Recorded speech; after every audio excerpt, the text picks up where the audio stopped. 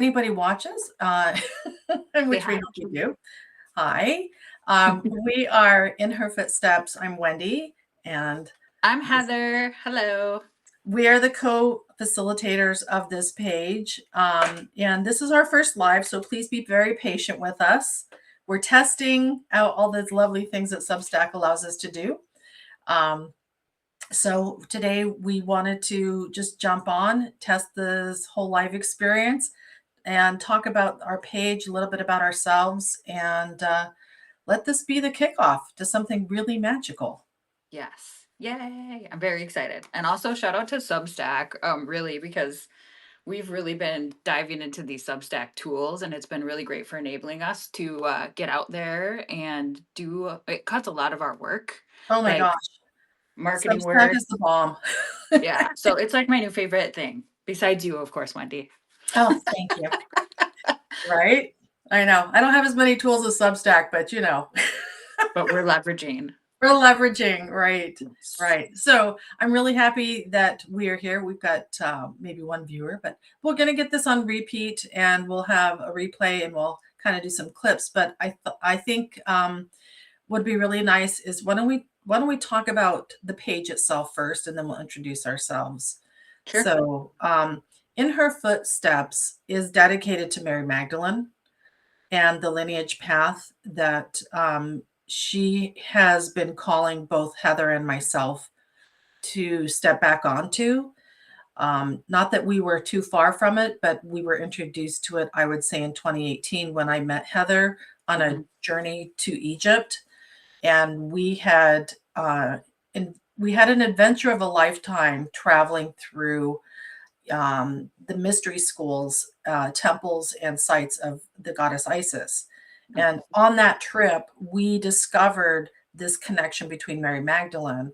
It was referenced, but I don't think you and I really understand the full vast divinity of it. Not at that Um, time. No. no. And so Heather, I live in Canada. Heather's in the States. Mhm. And Heather came to visit me in February. And we were talking one day about our trip, and we were talking about Mary Magdalene's experience. And I had referenced a story with her about my mother, who had just recently passed, writing a book about Mary Magdalene. And I still have this book sitting on my mom's desktop. And that I wanted to explore this whole topic because of the connection of Egypt and everything that I had learned, everything she's if you I can't wait for you to meet Heather. She's brilliant when it comes to um, the whole stepping into the divine feminine. Um, if you haven't followed her on her own page, definitely do. She's got some beautiful writing over there. But Heather and I got to talking, and we thought, there's this huge undercurrent that's calling women forward, and a lot of women have such a hard time in naming what this is, including us. I mean, we by no means will expound that we know all the things, right? We learn as fast as we're learning. I find we're sharing, and I think that's Yes. what I'm seeing across with most of the women we've connected to on Substack is that there are a handful of people who are deeply entrenched in this knowledge, and they're finally have a platform through Substack to share it. But as fast as I'm learning, I'm sharing, and Heather too, and that's become quite a gift between our friendship and it enriching our whole relationship with Mary Magdalene, the divine feminine, and the whole point of bringing women forward at this time. So the In Her Footsteps turned into a conversation, which turned Mhm. into this idea of, hey, we should go to France. we Yeah. should we should go to France and go walk this path as the second part two of Egypt. And then because of Heather's experience in travels and retreats, said, why don't we bring some people? And I thought that would be quite amazing to go recapture the energy and the essence of what we had experienced, where we learned about this sacred knowledge that had been withheld from us as women, especially Western women, where we don't have the ancient relics to rely on to tell us the stories. Totally. And we got into this conversation, and the next thing I know, I was like, well, we have to have a Substack. We have to have a place where we learn that creates this beautiful place for us to. So you'll see on the page that Heather will write and I write, we share. I really like voiceovering my articles, my posts. So I'll often voiceover. I just finished recording one this morning, and it's just been such a gift to be able to talk about the things that my heart just loves speaking on. Outside of work stuff or family or the weather, the weather in Canada. Yeah, or Minnesota for Or that matter. Minnesota for that. Like you guys are basically Canadians. We're basically, yes. Will you adopt us, Wendy? Yeah, right. Everybody come to Canada. Um, yeah, so my if I didn't properly introduce myself, I'm Wendy Burge, and I have my own business. It's a business consulting. I've been doing this for about 18 years in my own business, and yet I've always leaned towards more of a spiritual philosophy around Mhm. business long before I understood how all of this is connected. And I remember reading Conversations with God many years ago from Neil Donald Walsh, and I'm probably not quoting it accurately, but there is a phrase in there that he stated that said that business becomes the highest spiritual pursuit. And I used to think that was so fascinating because what it does is it gives us a place where we can have this alignment between the spirit, the physical world, and this place where our essence can really weave and differentiate us. So I have always been in business and marketing and positioning to help people individually differentiate in a market space, but I've layered it. And this whole space here in her footsteps has allowed me to really just speak on this deeper, richer knowledge that I've had my whole life because I was fortunate enough to be raised by a mom who writes books about Mary Magdalene. Apparently. Yeah. So funny. Yeah. So that's the introduction to kind of the page. Please share a little bit about yourself, Heather, and Sure, sure, sure. anything else you want to contribute to the page because you've got some fascinating articles, and maybe we'll hop into the way we Yeah. come up with our topics and some of the things that we've been sharing. Yeah. So I'm Heather Petersen. Hello. Yes, I started my writing journey pretty recently on Substack where I'm really just like gutturally writing. And it's beautiful because the Mary Magdalene retreat and idea has really sort of been a part of that push for me. So it's been really great. But moving that aside for this moment, my background is in retreats at this very moment and space holding. I used to have a retreat center called the Femme Farm, all about feminine energy in central Minnesota. I'm between retreat venues right now. So if you know anyone, let's talk later. Okay. I'm always looking, always looking. Um, but that said, when I started the Femme Farm, actually inspired from the trip to Egypt where I met Wendy. So we live very close together now, but we had to go to Egypt to meet each other. Isn't that funny? Right? I think about that all the time. I'm like, what? Got to get us out of our comfort zones, which is part of the magic of retreats, which we'll get into. Yeah, my background, I have kind of a corporate background. I've been in advertising, marketing, IT, all the places. So I have like I can speak the business lingo and I know the pain and suffering of women in corporate America.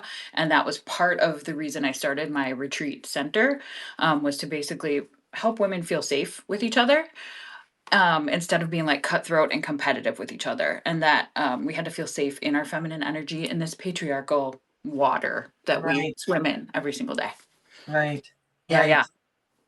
Yes, we could have a lot of conversation about the waters of patriarchy, The I'm sure. waters. Swimming, swimming. We're trying.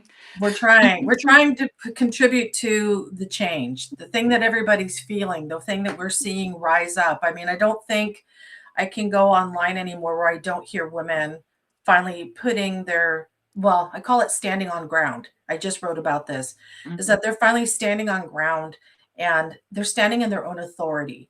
And I Yeah. think that's the thing that um, if you don't let me I'll just kind of backtrack for a second. If you don't Sure. know about Mary Magdalene's significance, I by no means am a biblical scholar, but what I have discovered is that the significance of her presence among the apostles and among the relationship with Jesus and how she influenced some of the teachings and where she was left out in the conversation, which was detrimental to the way that women have been seen because of the ability to be able to be part of the conversation. Oops, I think we've got you. There you go. Okay, there's just a little bit of a lag. It's I'm okay. back.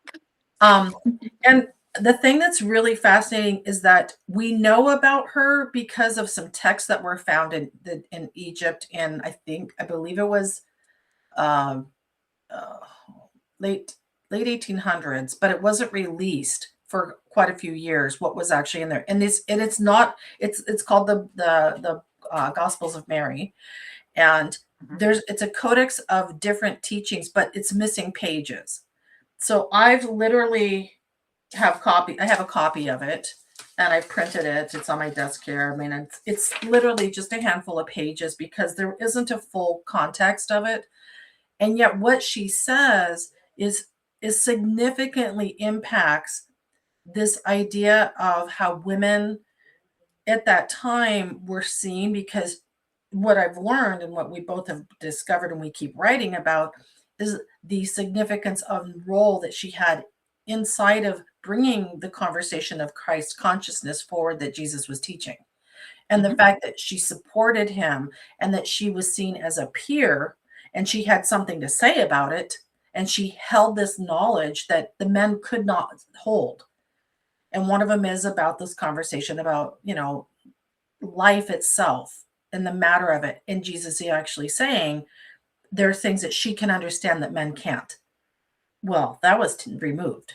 That was lost, right? Mhm. And Yeah. so that to me is the starting point of every conversation I think about before I start putting a concept into in her footsteps. Mm. It's what was lost seems to be holding this there's this gap for women when we start speaking about coming forward and we talk about our presence in the world, which is constantly has been dismissed, just like she was. I mean, and so it's curious to me how the things that we're unraveling right now are relevant to the teachings and the importance that she had, because her voice really had relevance and reverence for what was being said at that time. Yeah, absolutely. I think I was thinking while you were talking, the gap in the pages that are missing is like the gap that we're facing right now as women. There's this big unknown. And part of what Wendy and I are doing is we're stepping into something that we have sort of like, you know, dots of information, and we're trying to fill those gaps, and we want to do it with you and our followers on In Her Footsteps. We want to have this journey together of our learning and our knowing and our unfolding Mhm. of what we discover along Right. this path. And I think you're bringing up something that's really important, and that is this idea of knowing. It's not logical. It's not a linear path. I You and I both have no idea how all of this is gonna fold out, Nope. and yet we just both know in our depths this is the right next thing for us. Yeah. And that is exactly what gnosis is when we talk about the Gnostics, the Gospels. There's a knowing, and it's not something that is um, institutionalized knowledge. It's not validated knowledge. It's just a truth that is within. And I think it also lives inside of nature. And because we are of nature, and because as women, we're creators of life, it's a knowing that we just carry. And I think that that's going to be one of the most interesting things as we move forward in the next decades ahead, because you and I are both also astrology girlies. Yeah. We know we've just closed out a 400-year cycle. We understand that the last 400 years we have closed down, we're closing out the logical side of life where all the things have been very linear, institutional. And what's moving forward is more people are going to be trusting their intuition, that knowing, the gnosis, than they are the logic, because logic may look great on paper, but we also understand that logic also dismisses nature a lot of Yes. times.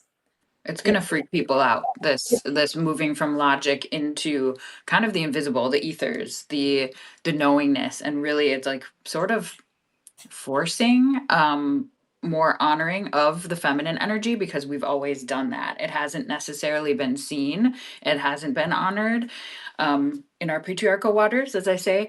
um and I'm excited for us to figure out what that looks like. We are, because we're alive now, the waymakers. We're the ones who are paving the way Mhm. for who's next Right. and figuring things out. Right. And I think that's the thing that's going to be very interesting because I think women trust their knowing more than men understand their knowing. Because women have Yes. we've and I think this knowing state also kind of aligns women because I don't know about you, but I mean, all I have to do is have a conversation with women about certain topics, and we're like, "Yep, I know. Uh-huh. I know. I Yep. understand." Like it's just a given. It's just like women have this sense of connective tissue that's energetic. And I Mhm. think, like you said, as women start to explore our own relationships with ourselves and with each other, we're going to start seeing that the connective tissue was never really broken. It was it was tarnished because of the interpretation and value it was given. Because the more you separate women, the easier it is to control the narrative. The more you Yeah. put women back together, the narrative just be our knowing, our ability to transform and transmute and transcend what's happening in in an environment. We change things. We Mhm. change things, and it's always for the betterment. Typically, I won't say every woman because there's always the challenge that we have. I don't want to generalize, but in my experience, um, we find each other. Like kind of like the article you wrote on your personal page today. We find each other. There's this thing that Mhm. we find that connects all of us. And we have these conversations. And I used to have these conversations quietly with women that I knew I could trust, Right. right? I didn't talk about this woo stuff or my spiritual gifts. And the fact that it even has a label called woo. Mhm. I'll call it whatever. Yeah. I'll feel it whatever. I mean, it's just the innate like that was not something there's a lot of people who have no idea of half the stuff I live through. Like Mhm. I live in my life through my spiritual senses, right? Yeah. It's beautiful. Um and I think that as you start talking about this, there's a lot of people who are either going to be like, "Yay, somebody else who understands," or, "Well, that's bullshit. I don't believe in Mhm. that." Yeah. Okay, that's And that's fine. fine. Mhm. That's fine. I don't have to. And I always think, well, I don't have to believe in gravity, but it still exists. Sure does. I mean, it's all about resonance with all of this. So, I mean, we have womb space. So like we have an opening. We have space for knowledge, transmutation, all this stuff works through us, through our womb energy. So I'm also a healer. And right now, I've been working on a lot of women in their like womb spaces and like healing that area with energy healing, Reiki healing. Right, And it's been I mean, all of this feels very tied together, and I right. think more women are aware of that part of them, and that, in my opinion, is where the majority of our knowledge and alchemy is in the Mm, body, and that is, like, what 100%. we do. Yeah. 100%. And then I would say that I take the next step of saying, okay, once you are aware of it, then what do you do with it? It requires us to step into our own authority. Well, what does that actually look like? Mhm. Because a lot of us have never had the capacity. Well, we've held the capacity. We've never had the authority or the Right. permission to even be vocal about the things that we need, want, say, no, trust, any of that. And giving us this place to play now is really been intoxicating. Like it's just I almost don't want to do my other stuff I need to do. Like Heather and I talk more about what are we going to post next, It's which like, is "Oh my really god." interesting Oh. because I'm finding like even the topic I just wrote about was the dismissal of women's voices. Like I had a conversation. I felt like what I was saying was being dismissed recently, and I was like, "Huh, that really reminds me of how this whole story played out with Mary Magdalene when she's talking about what Jesus shared with her in Mhm. private. Well, Yep. why would he talk to a woman?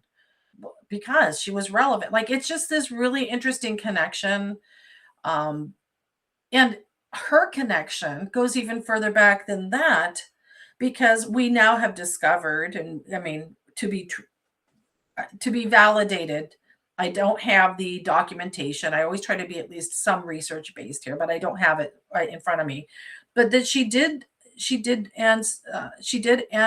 appear in the history of Egypt inside of the mystery schools, learning Mhm. the lineage of the Marys, the Rose Magdalens, Mhm. and the Isis lineage. And Heather could probably talk a little bit about that because I find that so fascinating. We're on a timeline. This is just a thread. It's just another thread woven in. It's not Yeah. like these women are just dropped at different places in time. It's almost like our grandmothers are kind of coming. It's like going back and seeing this whole feminine lineage that we didn't even know existed. It's Mhm. been eradicated from our history. Life only started 3,000 years ago. Yeah. I think this is what spawned our whole desire to do, like, to gather other women on a retreat and to talk about this and to educate, was the lineage and the ancestry part of this. And there is so much lost knowledge that I believe is inside of us. And we just have to figure out how to access it. Some of us have been accessing it, but we don't know what to call it. We don't know Right. what it means. We don't know what to do with it. And so we're all here figuring that out together, which is really Right. great. Right. And then the tie with like Isis, she was I was so fascinated by Isis when I was in Egypt, and I just felt so drawn to her energy and who she was and like what she represented. And then when I learned there was a tie with Mary Magdalene, because I was also at that time in my life learning about Christ consciousness. So when it all sort of came together for me with Isis Yeah. in Egypt at the Temple of Philae, I was like, what is happening? So Yeah. really, really just a magical knowing and realization when I was there. It was so cool. And that honestly, um, Isis was a big part of the femme farm, the feminine energy, the magic, the just like the love that Isis had, and then obviously was teaching down to like Mary Magdalene, one of her mystery school students. Right. Very, very, very cool stuff. It's all very mysterious and yummy, like Wendy said. Very like we don't want to do anything else, so we just want to keep following Right. this And it's thread. and so to give language to this is what's called the priestess path. Mhm. So the priestess path was within inside of the mystery schools that taught what I call them the feminine arts. Yes. I think they're a lost set of arts that women carry, like intuition, like like that sense of knowing within the body. I think scent priestess, that was something I had never heard of until we went there, and Yep. we had the unbelievable pleasure of learning about how different scents and essential oils were actually used as atonement, as well as we had the incredible privilege to go to a, I don't know, 1,000-year-old perfume shop in Perfume. Cairo. Yeah. That was So so that cool. was wild. Um, and and then on top of that, the ability to understand that there were these teachings that were completely just set aside, Mhm. and that the feminine and um, the divineness of women were so substantial in a lot of that historical context that I had no idea. And I studied art history in college. I mean, I have an art background. And I was like, oh, okay. So, I mean, even when I considered going to Egypt, I was like, I've seen it all in my books. I mean, it'll be awesome to go over there. Right. But when you have an Egyptologist who is not of Western training, who Mhm. is planted, born, raised in Egypt, in Cairo, and has grown up around these sacred sites, around these temples, around all of this knowledge, and gives you a perspective that you have never even considered or even historically understood the relevance of it. It really shifts the way it is. And, Heather and I talk about the experience. We did some recording, some because I'm working slowly at clipping and getting things together. But we talk about this experience of being held in a way that we'd never been held as Yeah. women, not physically, but energetically and with a reverence and resonance that I've never experienced before. Right. And it was something that I hope that when we do our retreat in April of 2027, that we can create that experience by giving women the the sense of comfort within themselves. Like there's a place where all of a sudden all the stuff that we stay so tight in our shoulders about, always looking over our shoulder, always correcting what we say, we are constantly checking ourselves, stops. And you just get to be. Mhm. And that was the biggest gift that I came home with that I want to continue to explore Yep. because life's been like, I mean, that was 2018. And since 2018, life has been life and hard Life for has a been lot of life. us. Yeah, life has been life and really hard. And so I would have to say that having some of these new principles to lean on and work through and understand, again, not we're not scholars, we're just two women who are just so fascinated in bringing this forward. But we also want to contribute the voice. We want to push the movement so that other women can say, "Oh, I don't have to be an expert in this. You mean I don't need a certification, a degree. I don't need to go spend another $5,000 to do this or like you own this now Yep. as where you are." Mhm. And investing in yourself, whether it is through a course, I'm not saying there isn't. I mean, I always invest in myself, but what I'm saying is that you don't need permission to know. You just do. You just are already. And that for me is the thing that I hope is the gift that we give. Yeah, and I think, aligning with people, like us who are sort of in the same boat as you, like like, we're like, "We don't know what we're doing, but we know we're called, and we know we can hold the energy, and we know Mhm. we can help women do the same thing." I mean, I think that's a beautiful place that for me, if I was on the outside, I would feel very comfortable. I'd be like, "Oh, yep, these girls they're gonna be able to hold my energy, they're gonna be Right. able to, be vulnerable with my questions, we're gonna experience things in our bodies for the first time when we're on those sacred sites." It's just gonna be so Right. magical. Right. Exactly. And um again, our in her footsteps is really about following this path of remembrance. And you had said something a few minutes ago, and I just wanted to circle back to it, is that it's this awareness is not learning something new. This awareness is cracking opening a remembrance that needs to come forward through us, not at us. Right. It's not more information coming at us. It's information that's coming through us. And most women have been carrying this knowledge deep, deep inside of themselves. And it was the knowledge that was, that was pushed aside from in the side of the patriarchal structure and dominated against and told that if you speak it, if you live it, if you write it, if you teach it, if you sing it, if you produce anything from this, it is a threat to your life, Mhm. right? It's a threat to your life. And so a lot of women don't understand that they're carrying like deep wounds from remembrance because we've been told for how many hundreds of years, if not thousands of years, if you be who you are as a contributing factor to this planet who carries wisdom, you will be killed. You will Yeah. be hurt and harmed. And I Mhm. mean, if you look at where women are at right now in our relationships with men and what that looks like, I made a flippant comment yesterday, and please, I'm sure men are going to watch this, and this is no disrespect. Any man who's watching this is aware. Thank you for watching. Thank you for watching. But women who are watching this, I literally had said to Heather yesterday in a conversation, I really think men are the aliens on this planet because women just have this way of being where we nurture and come around and we support each other unconditionally.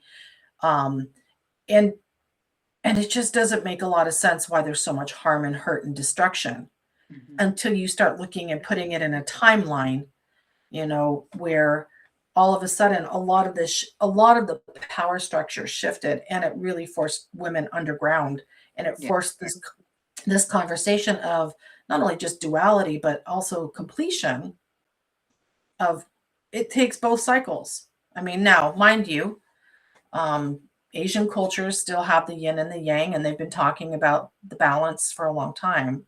Mhm. But I think we're just catching up. And I'm not even well versed enough to say that they didn't dismiss because I've seen how women in many cultures are treated and still are treated. So Yeah. I just think it's our time. I could get on my little soapbox and talk about that forever. Yes. I Um, think, well, you know, I could too. So, so I'm just going to leave it at that because I'm sure we'll have more conversations. But I'm very, very pleased to be able to say we have now accomplished our first effort of creating a live with each other. we did We it. did it. We hope that if you are watching a replay of this, if you have questions, share it and direct message us. We would love to conversate with you. We Yeah. would love to talk with you, share resources. We're putting some resources together that, um, I mean, I love Substack. Let's talk about Substack for a second before we wrap up. But Substack has a lot of opportunities for women who are not traditional workers. I have never been a traditional worker. I've tried. I max my energy out. And after about 3 to 5 years, I have to leave the workforce system structure. 0 stars. 0 stars for girls like me and Wendy. Mhm. It doesn't work. But within Substack, there's going to be some opportunities for us to build something that looks different, that supports us and our energy and the way that we function and operate as creators first, entrepreneurs second. And I'm really excited about that. So we will put a bundle together that will be part of a paid tier that will give you the resources to start your own journey, whether that be understanding, the gospels themselves, again, as we all start to learn and are aware of them. If it means putting an altar into your home, if it means starting to create some new practices of awareness, we're putting some stuff together and we're making that commitment as our next quarterly focus so that we can get everything done. But this first quarter was launching this and talking and writing, and we're finding so much joy in sharing all of this with you. And as much as we explore the topic, it's more for us first and for you second, because it's really allowing us to take what we're reading and learning, apply it, and then bring it forward. So I Yeah, just wanted it's to say that. really, yeah, it's really holding us in the work that we need to be doing as Right, entrepreneurs, as women, as creators. That's what I've noticed and really loved about starting this project with right. you, Wendy. And obviously, it's great to be held by an awesome friend like you while we're doing this. It's Can really you feel the nice. love? We just adore each other. We do. We have a love affair. Right. I know I always tell everybody my greatest treasure from Egypt was Heather. Like we just hit it off so well, and we both have children named Ethans. Yeah, isn't that funny? Both of our sons are named Ethan, and I just appreciate everything about Heather and her beautiful aura, and she has such a reverence for women, and I think the path just is only going to keep getting more beautiful as it evolves and opens up, and we bring more people with us.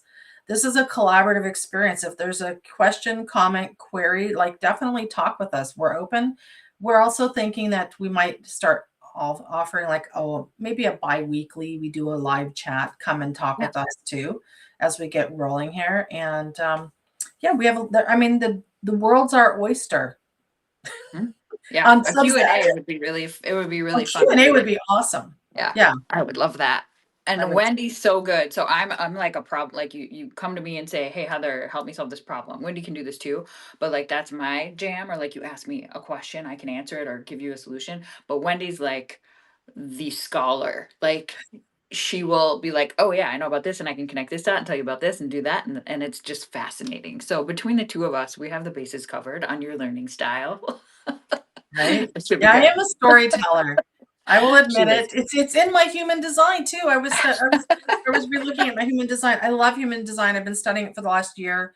Um, and it's in my human design. It's the storyteller and the Mhm. the the share like sharing of knowledge is what is really it's part of my soul purpose. So I love that.